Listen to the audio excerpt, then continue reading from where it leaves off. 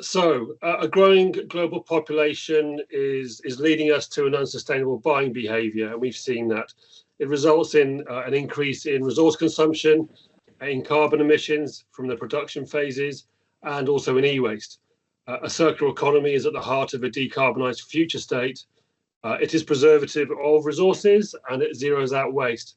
And remanufacturing is at the heart of the circular economy. But is it possible to go green whilst maximising value for money? In today's session, we will probe the statement, remanufactured notebooks, are they worth the risks versus new devices? I'm your host, Steve Haskew, Group Director at Circular Computing. At the beginning of this session, we'll run a quick poll using Mentimeter to understand more about you, which will help us understand and address any gaps that appear in our conversation. A link to the poll will appear in the Q&A tab found within the toolbar, which will most likely be at the top of your screen. I would really urge you, if you can, to get involved. I want you to feel free to ask questions, obviously, and we will get to as many as we can in the session. Please submit your questions in the Q&A tab. This webinar will be recorded and will be sent out via email to all registrants should you wish to reshare it. Now, without further ado, I'm delighted to introduce our guest speakers, Fergal Ryan, Denis Clancy and Anthony O'Day. With Fergal, could you please introduce yourself, what you do, and maybe give a roundup of any career highlights to date? Thanks, Steve. My name is Fergal Ryan. I am the portfolio manager in the ICT portfolio of the Office of Government Procurement, which I think probably everybody in the call will know as the OGP. In terms of career highlights, I don't want to bore you with the details. I've been kicking around IT between software engineering, project management, program management, and procurement for over 40 years. So I've had a few highlights, all right. But I guess one of the most significant things that I've been involved in of late is the framework to provide remanufactured laptops to the public service in Ireland. It really is. It was groundbreaking for us, and it was groundbreaking, I think, across Europe and possibly even globally in terms of what we've achieved with yourselves in Circular Computing and with GreenIT as well. So yeah, I think in terms of the most recent sort of significant achievement, this is right up there. Brilliant. Just on that, can you explain to the audience what the key drivers were for adding remanufactured notebooks to a framework, Fergal? Sure. I mean, as you said at the outset, Steve, the circular economy and the green agenda are key to our future, really. There's no getting away from that. And we had been exploring ways to green, I suppose, our frameworks for desktop and notebook computers. And in doing the analysis for our 2023 framework for new, in inverted commas, desktop and notebook computers, we discovered that the market for remanufactured laptops was an emerging market and something we hadn't tapped into and something we were very interested in. So on the third attempt, we managed to establish this framework, but it ticks our boxes in so many different ways. It meets a lot of the GPP criteria that most people on the call will be familiar with, the Irish GPP criteria, the Green Public Procurement. It also supports the Green Circular Economy and Action Plan. And most importantly, I guess from our point of view, it fully meets and maybe even exceeds the requirements under T5 of the Green Procurement Strategy and Action Plan published by the Department of the Environment and Climate Action in 2024. So for us, this doesn't just tick the boxes. It's actually, we believe it's a very worthwhile framework. And I guess most importantly, apart from the environmental benefits of it, the devices under the framework are also very competitive from a price point of view and technically excellent. So in terms of the value for money piece, clearly the green agenda is embedded within best practice for Ireland. That goes without saying. But when we spoke last, we were talking about, but we can't get away from the fact we need to drive value for money within procurement within the public sector in Ireland, and that addresses value for money for you. Yeah, absolutely. We've done the value for money analysis on these devices, and they absolutely passed that test. There's no question about it. Yeah. In terms of say refurbished laptops, specifically refurbished versus remanufactured, the audience, as will many, will be confused between the differences between the REs within second-use product. But the refurbished laptops were out of scope for the framework. And I'm going to ask a question about the standards and why the OGP, if you could speak to that, why refurbished laptops were out of scope. Certainly, yeah. Just, I suppose, to run through a number of the key differences from our point of view. During the course of our due diligence, we identified a number of key differentiators, I suppose, between remanufactured and refurbished laptops. First of all, the remanufactured laptops are produced to a BSI kite mark standard, which is unavailable in the refurbished land. The ISO certification is also available from an environmental point of view. The remanufactured laptops go through a 360-point quality check. Effectively, where a remanufactured computer goes through a I don't want to be too derogatory about it, but effectively a spit and polish regime, and Anthony will probably choke me for saying that, but the level of investment in remanufacturing far exceeds that in refurbishing. The remanufactured devices are disaggregated, they're disassembled and reassembled using only the best of the components that are taken from the disassembled machines. They come with up to 5 years warranty, whereas typically a refurbished machine will come with 6 months to 1 year's warranty. Also, a key thing for us is that the remanufactured machines are all enterprise class machines from 3 of the biggest manufacturers around the globe. IBM, here we go, I'm going back to my 1970s again. I beg your pardon, Dell, HP and Lenovo, obviously. It's a while since IBM were playing in this space, but so yeah, the 5-year warranty was a key thing for us as well, because that made them compatible with the new devices that we're getting under our other framework. As well as that, from a security point of view, they're TPM 2.0 enabled, and all drivers are fully supported for the lifetime of the machine, which is a key thing for us as well. Certified CO2 neutral, which is a key thing, and the from an environmental point of view. And I guess from just purely from a technical point of view as well, the quality of devices we have seen for ourselves. We tested samples that were provided early in the process, and a number of us now in the OGP are actually using the remanufactured machines. But again, just by comparison with the refurbished, I guess it's like chalk and cheese, or an apple and an orange. They're very different machines targeted a very different market, but the remanufactured machines are eminently suitable for enterprise and public sector market, and that's the space we're obviously in. And we estimate, based on what we've seen and what we've heard back from our clients, that at least 80% of use cases in the public service will be met by these remanufactured devices. I'm at principal officer level.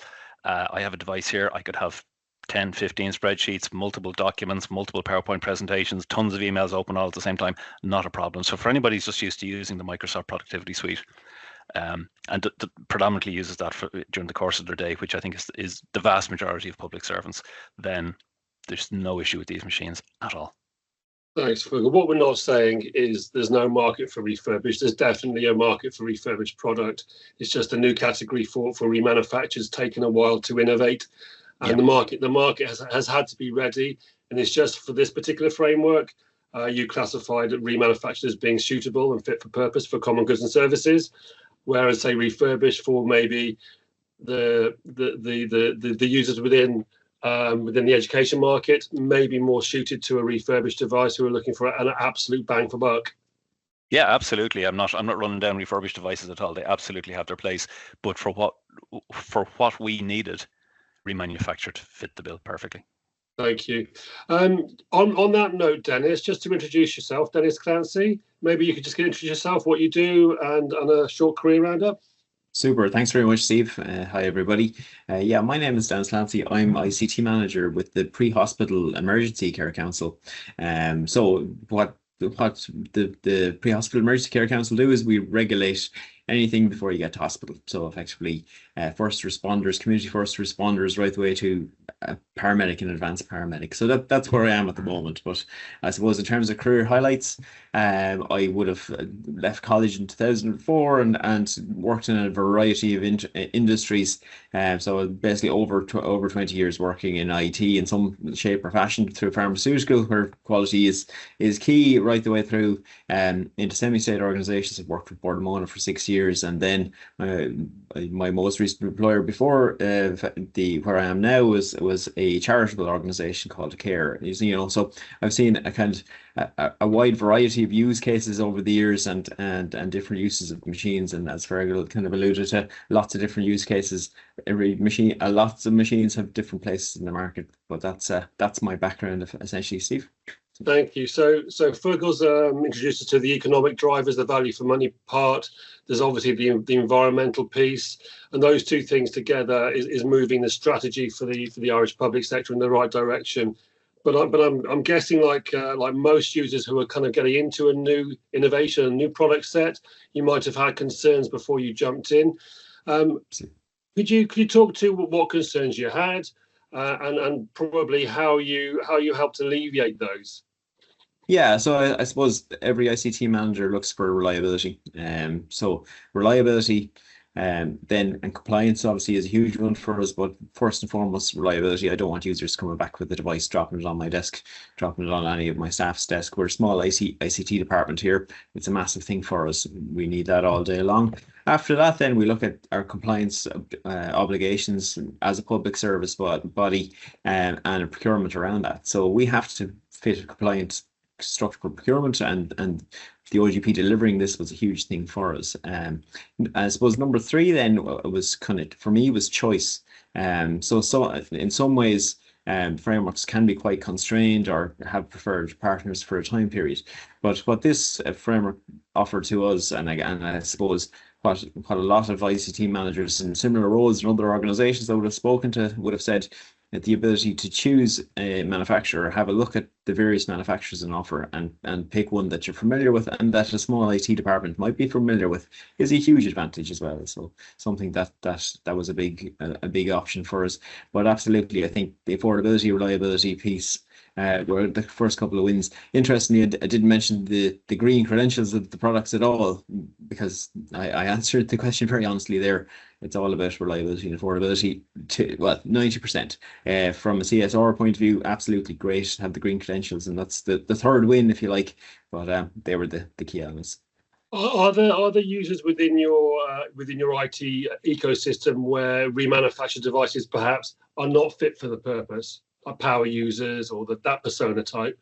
Do you know what? I mean, I heard Fergal's quote 80% of use cases, and I had on my notes kind of 99% of use cases are kind of met by the remanufactured devices.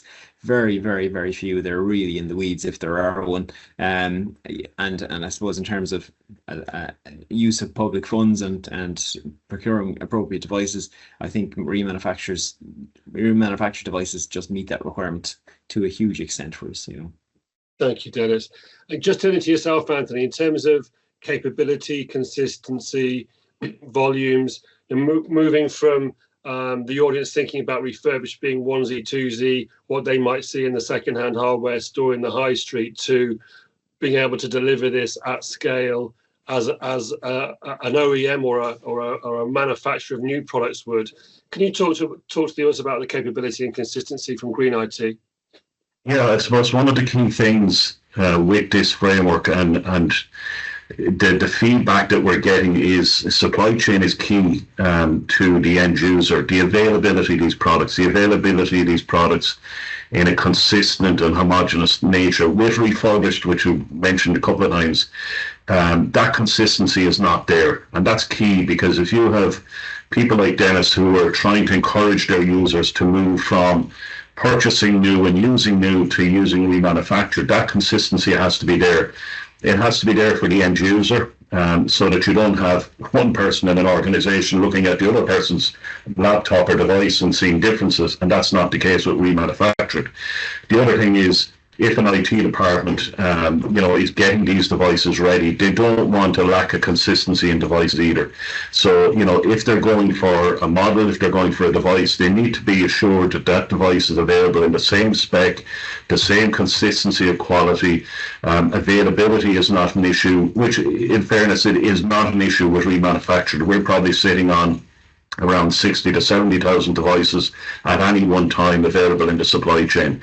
So if client comes along and decides on an 840 G7 model, we can guarantee that that model will be available for the next 24 months and will be available at scale if required. So there's no minimum requirements, there's no maximum requirements from an ordering point of view. So that's one of the key feedbacks that I'm getting from people who have adopted this, is supply chain is a massive part of it for them, that they know that when they come along in 3 months, 6 months to order more devices, they're going to get the same device at the same quality, at the same consistency as they did day one. Thank you. And in terms of the customer journey, the people kind of speaking to you before they make a commitment, what does that normally look like? So I suppose remanufactured devices are new to the Irish public sector in particular, even to the private sector and large corporates. This is a new venture for a lot of them, and I suppose we have obviously the standard questions and queries around it. But it's important to point out that this isn't a new venture, it's just new in Ireland. This has been done for a long time in the UK at large volumes, and it was one of the things that the OGP were keen to point out and to look for reference of that. So this has been done at scale for a number of years. What the typical process looks like is the conversation, the meeting, the discussion, the answering the questions. We obviously have an NAGSF that needs to be signed off if people want to engage. The next step after that then is we have a portal where we give people access to. They can go on, they can have a look at the devices, they can have a look at the specs, etc. And then what we try and encourage people to do is to take what we call an evaluation device. So as Denis said there, if they're HP or a Lenovo or a Dell house, we have a device for them. Pick whichever device or devices that they want to evaluate, take them in for a couple of weeks, run them through their systems, through their processes, hand them out to users, whatever they want to do. And then typically the next step then is a proof of concept, which would be maybe a small proof of concept of 5, 20, 30 devices, depending on the size of the organization. And typically what they may do with them is hand them over to users that are their device being turned over, or to new starters. Again, evaluate that over a number of months possibly, and then typically people engage. That's typically the step through of what happens with users. And just pointing into the OGCIO in previous conversations, Fergal, there are departments and organisations who don't have an IT team dedicated to their organisation. The OGCIO obviously provides that function for government. What's the experience been with the OGCIO to date? Pardon me. We're an OGCIO. The OGP is an OGCIO built to share customer. So the OGCIO have a built to share offering. Some people on the call today may well be availing of that offering. It's available to central government departments and agencies.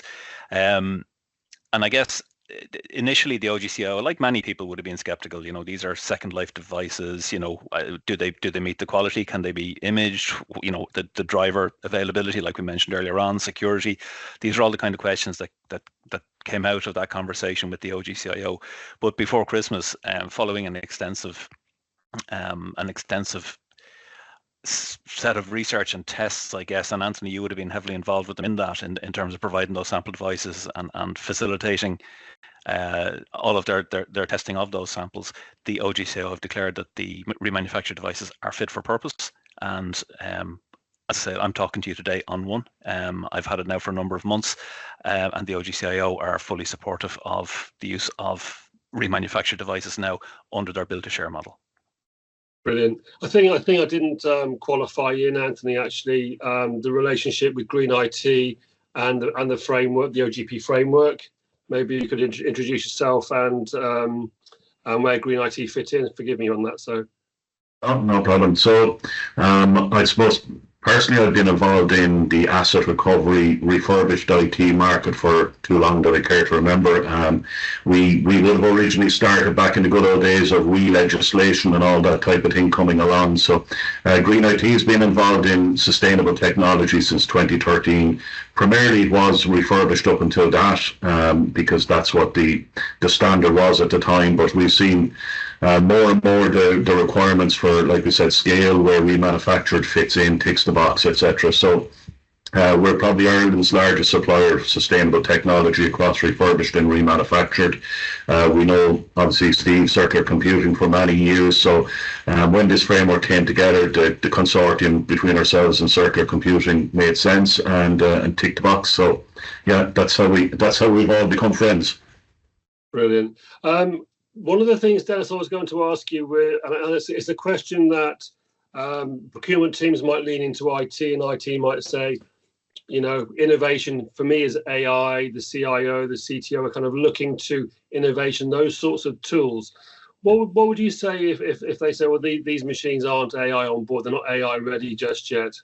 Yeah, I mean, I would certainly query, Steve, in terms of like who uses AI on board at the moment. You know, what government functions use AI on board at the moment. Because if they do, I need to have a good chat with them and understand what all their policies are, how they're laid out and arranged. Because as far as I know, we don't have a really clear national policy around the use of generative AI, even generative AI online, the likes of Copilot and things like that. Far more prevalent in the cloud than on board any device that I know of at the moment. You know, so I think it's almost a moot point in lots of ways, just for the minute, and especially in the 3-year warranty cycle we have for these devices. You know, it may come along, but I don't see that on the horizon for ourselves at the moment. How do you see that, Fergal? Thanks, Denis. How do you see that, Fergal?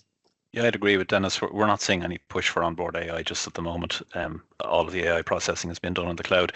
We were talking about that in the team yesterday, actually, as recently as yesterday, and we were just wondering where the whole thing is going. There is guidance being developed by the NCSE already has guidance in place around the use of AI, and the Department of Public Expenditure and Reform will shortly, I think on the 8th of May, be launching a new set of guidance on the responsible use of AI. So all of this is starting to shape how AI will be used in the public service in particular, and the broader public sector, I guess, as well. But really, onboard AI is not something that I'm aware as being a requirement at the moment. It's not something that our clients, and we have a very broad base of clients, and it's not something that our clients are coming to us saying, we need this now. Or even we're thinking about doing it next year. You know, as Denis has said, over a 3-year horizon, it's difficult to see. Now, the requirements change very quickly. But for now, and that's all we can judge the product that we have and the product that we're procuring for our clients are procuring through our framework today. It's not a requirement.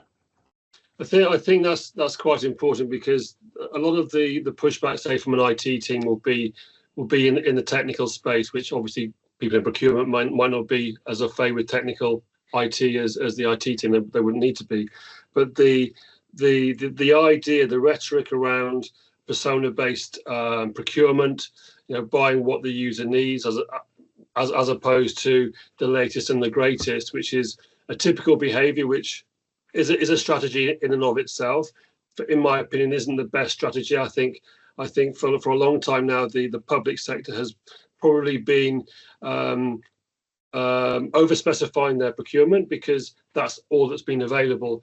And obviously, we're trying to push against that and working with the OGP for many years now, Fergal, to try and provide a foundation, at least, where people have a choice between new and an alternative to new based on a persona. It is reassuring.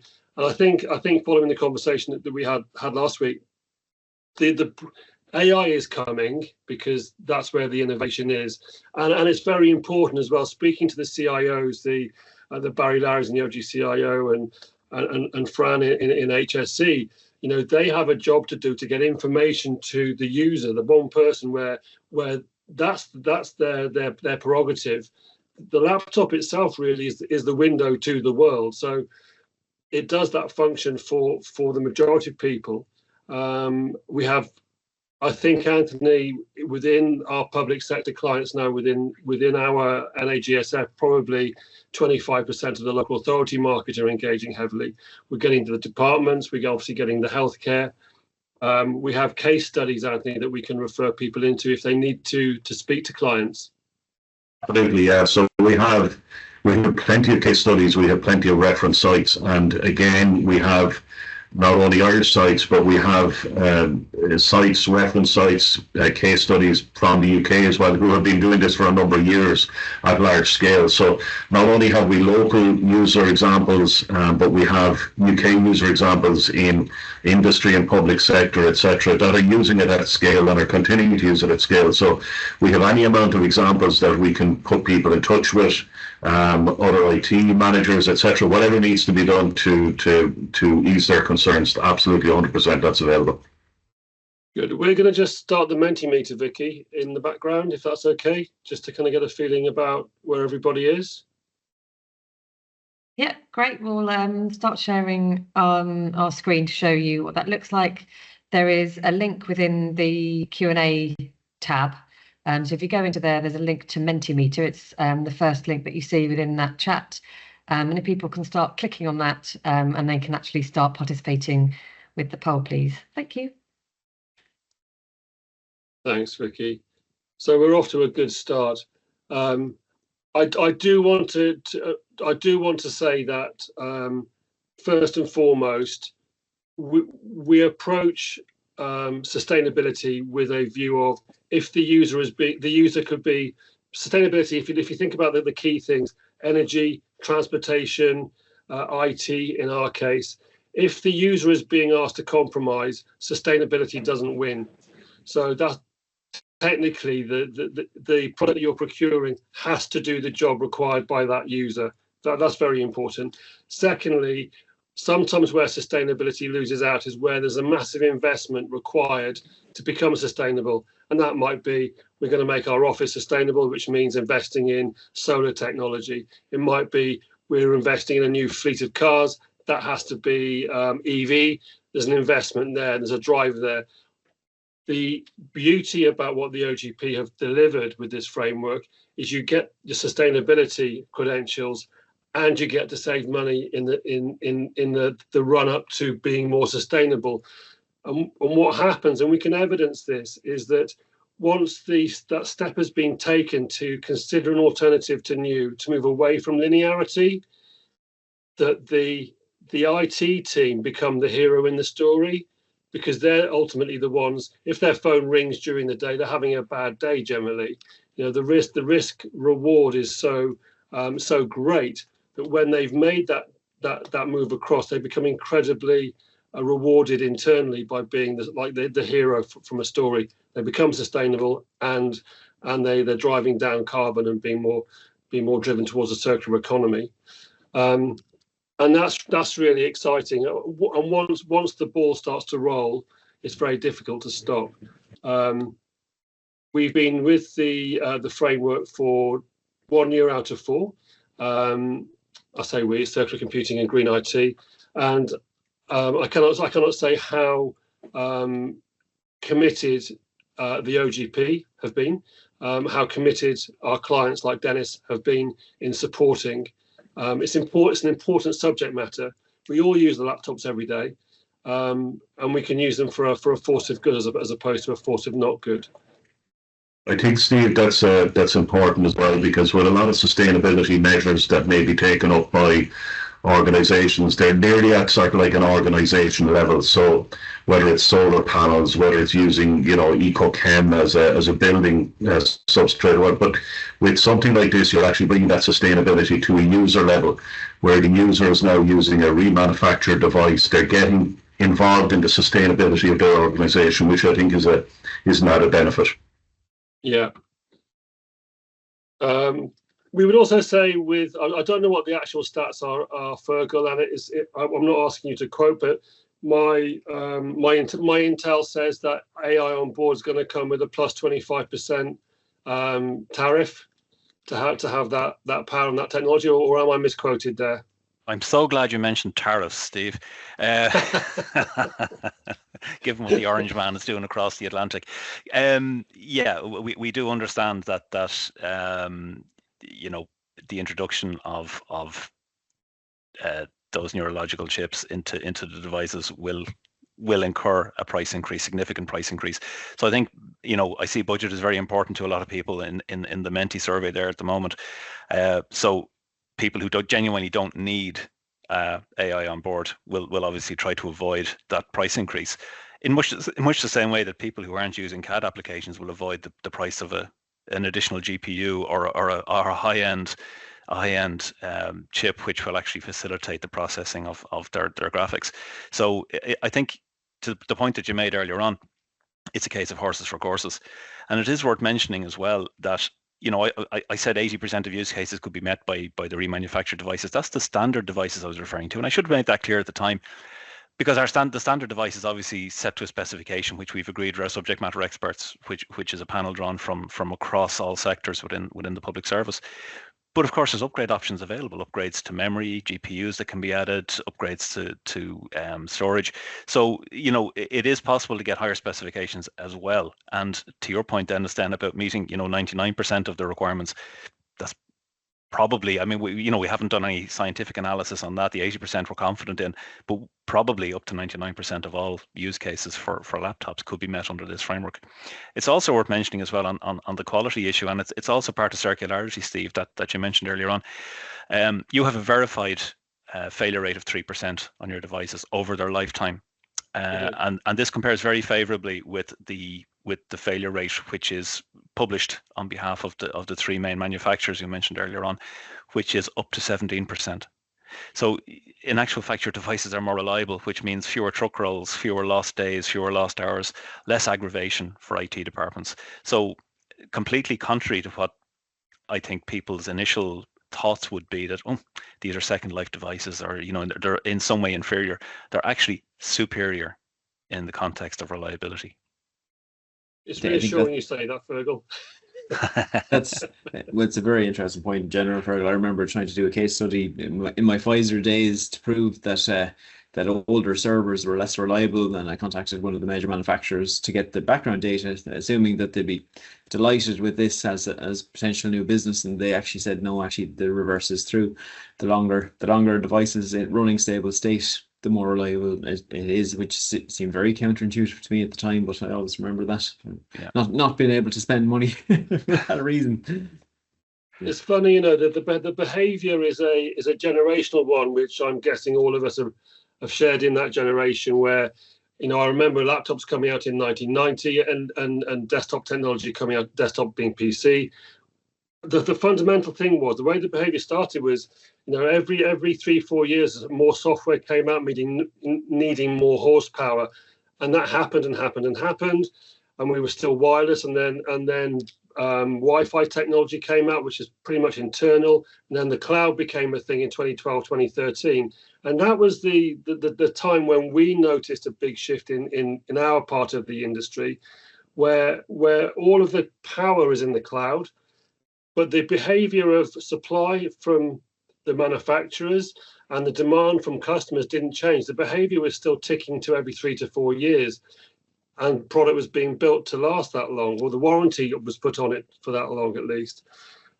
But it didn't need to be changed. It just had to be a product that was suitable for people in use. And so long as the product didn't compromise the user in use, then there had to be a better way. And that's how circular computing became a thing. And then there was the Paris Agreement in 2016, and obviously sustainability. The themes around sustainability have become a real driver, and geopolitically have become very sort of top table now when you look at resources, where they're being mined from, national security. Everything that kind of sits in a laptop is also required for defense, for solar, for other renewable energies. All of those components are required by the same. So why remake what's already made if there's a way of doing it that doesn't compromise next life use? And that's what we as an organization have spent the last 10, 12 years investing heavily in, to make sure that experience is enjoyed. And the landmark that Fergal was talking about, the way that Ireland has shone within Europe with doing this particular framework, there are subgroups, working groups within IT, Fergal, like CFIT. There's a big push. This is shining a torch very brightly on Ireland right now, I would say.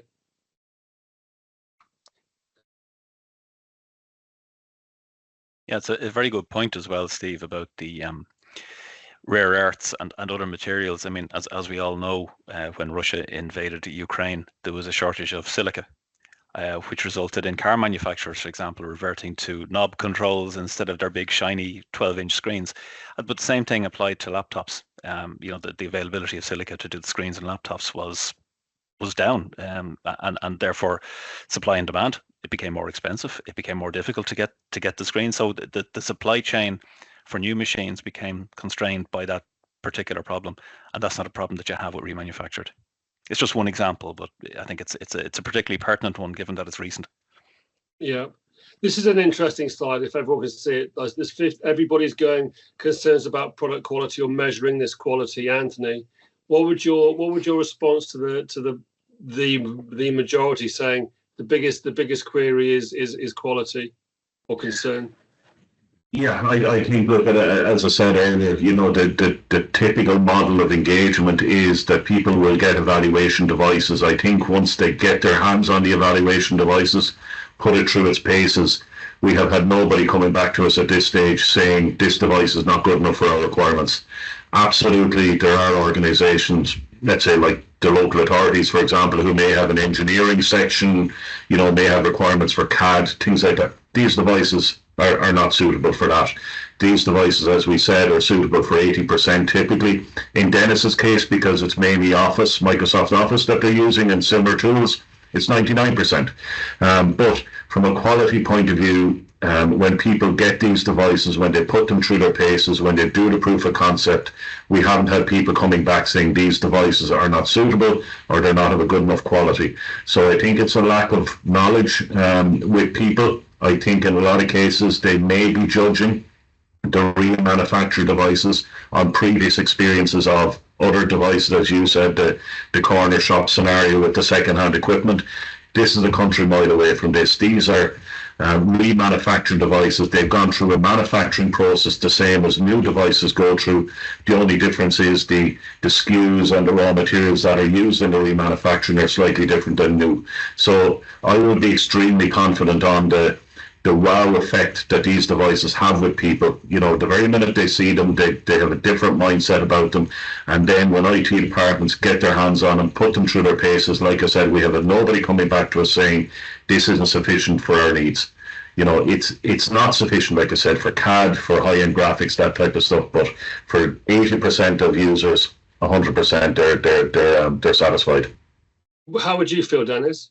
Absolutely. I mean, I think three main wins for me in terms of the reliability and warranty. So it's maybe something I hadn't mentioned. I mean, having that warranty, it's equivalent to another new device framework where we can have the 3-year warranty out of the box. That's a big win. Fit 99% of our business cases here. The option to custom builds, and again, a bog standard device is grand. And in terms of pricing, if we were to price a bog standard device to another a brand new device versus one of these devices with an additional memory or whatever upgrade you want to choose, and you can choose a few through the portal, then you get a decent device. It's not quite a monster, but it's no slouch in terms of performance in terms of a brand new device of the same model. So that's win number 2. And then the third one has to be like on the environmental side as well, so we have that in the back of our minds at all times. As Anthony mentioned earlier, we all see the car chargers in the car parks now with most organizations. But again, it's something small that IT can contribute to, that doesn't involve kind of shutting down all your machines at 4 o'clock in the evening on the schedule. We can contribute without big sweeping changes in terms of power plans and things like that, which also gives us an option to lessen the burden on IT from a CSR perspective. Brilliant. I think, Denis, as well, if I might just interject there for a second, while you've availed of a 3-year warranty, I think it's important to note that these devices do come with up to 5 years warranty, which is exactly the same as devices that we buy new, in inverted commas. Yeah. Absolutely. It's important that the reason that we launched in May last year, we went into market, we listened to the market. The intent was to put 3 years on it, and then we heard, look, we're looking to really kind of get some bang out of our assets.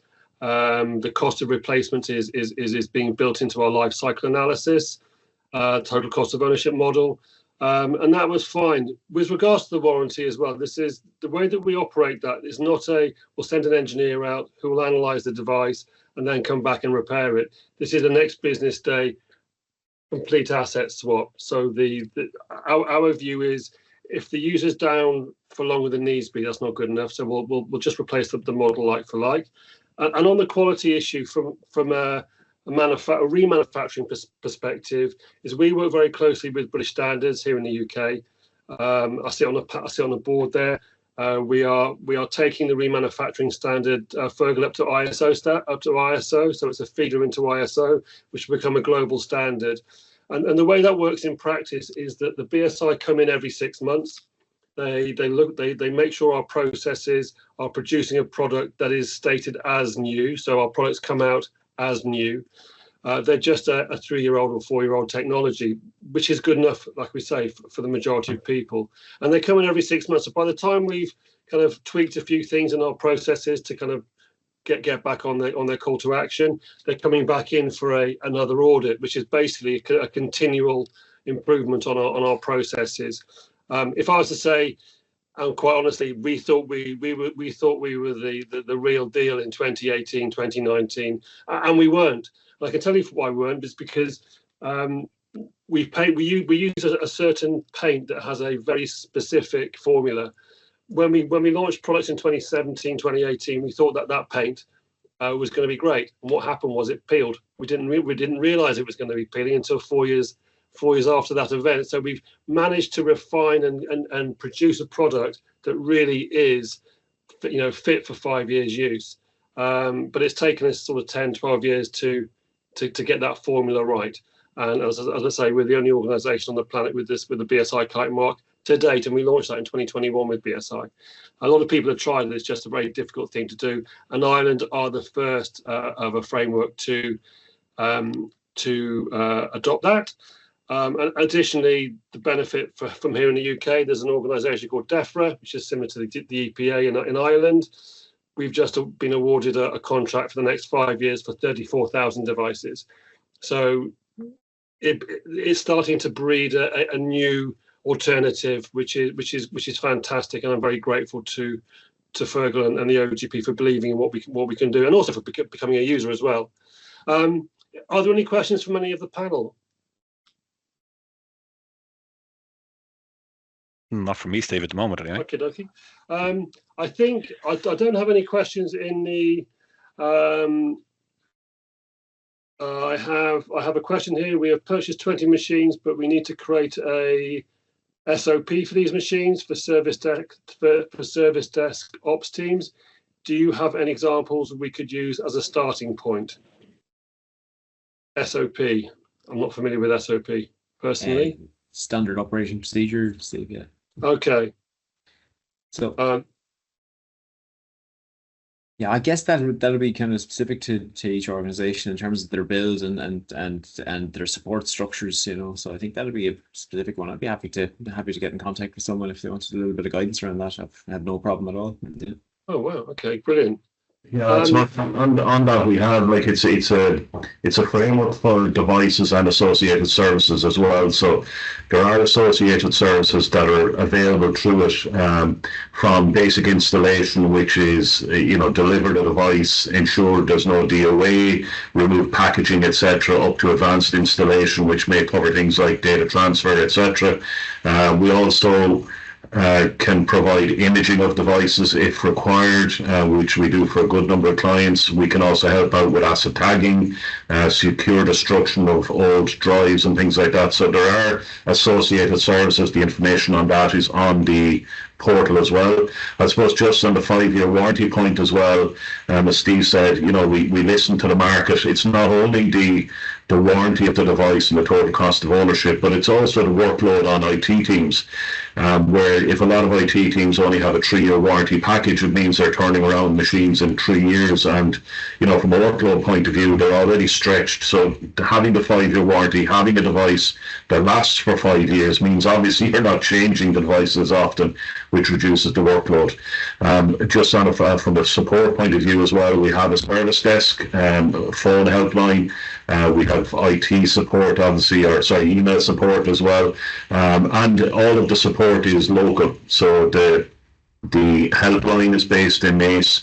The service is based from Mace. Customer support is all based from Mace. So, you know, we're local and we respond straight away and we act straight away. Thanks, Anthony. Finally, Denis, how have the decisions you made about remanufactured devices, how has that been perceived by other members of the business, the C-suite and so forth?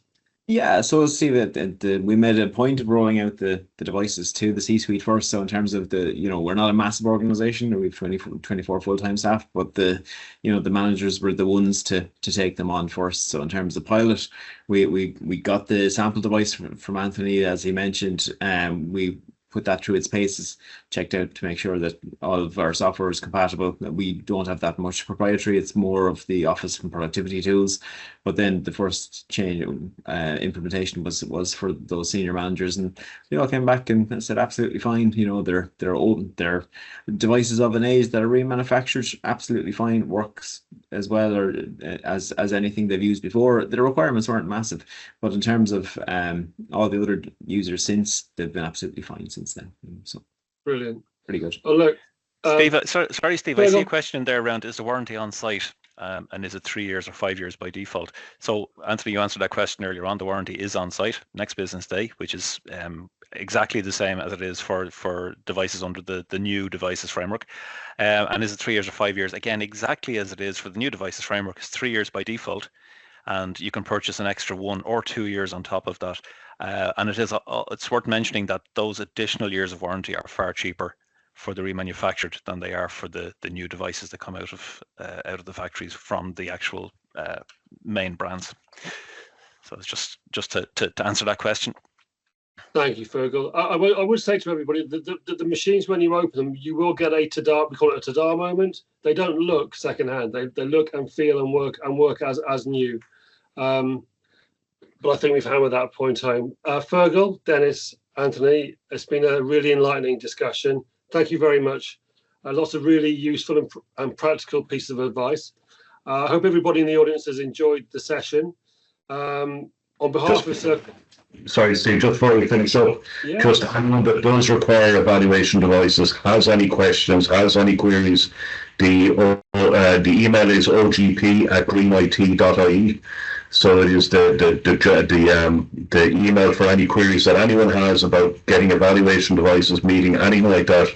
Just don't hesitate to contact us with any queries that they may have. And also, if anybody wants to find out more about the framework itself, you can access all the user guides and information on OGP's buyer zone. So if you have a log on to the buyer zone, you can log on and just search for remanufactured. It'll bring you straight to all the details that you need regarding this framework. Thank you.